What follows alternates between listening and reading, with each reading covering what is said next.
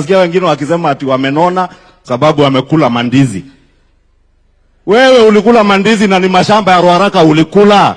Mashamba ya Wakenya, watoto wa shule ya Kenya ndio inakunonesha, sio mandizi.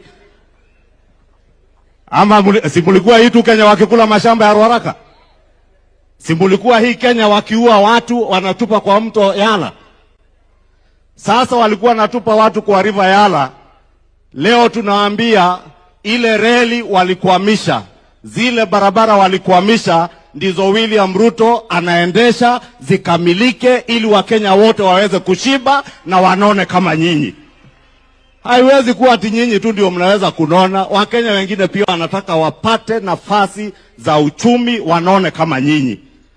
Kama ni mandizi mnakula, lakini mambo ya kuua Wakenya, muliua Wakenya, hiyo tuachie Mungu. Na wale wenye watachunguza.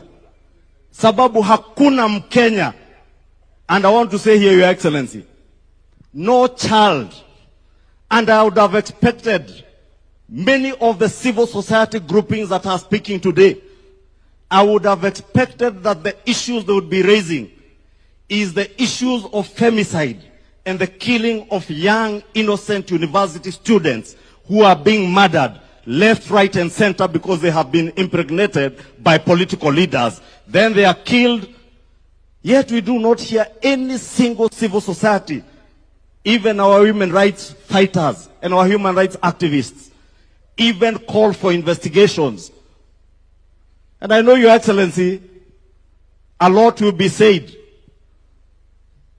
But if you think you can murder a single Kenyan and get away with it, please mark my words, you will not get away with the murder of innocent Kenyan girls. Even those who murdered Kenyans and dumped them in River Yala, you will not get away with it.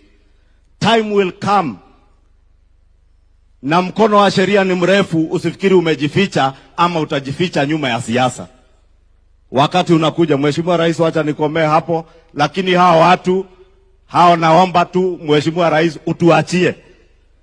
Tutasukumana nao, huyu Lendama na hii rungu yake atasukumana na wao.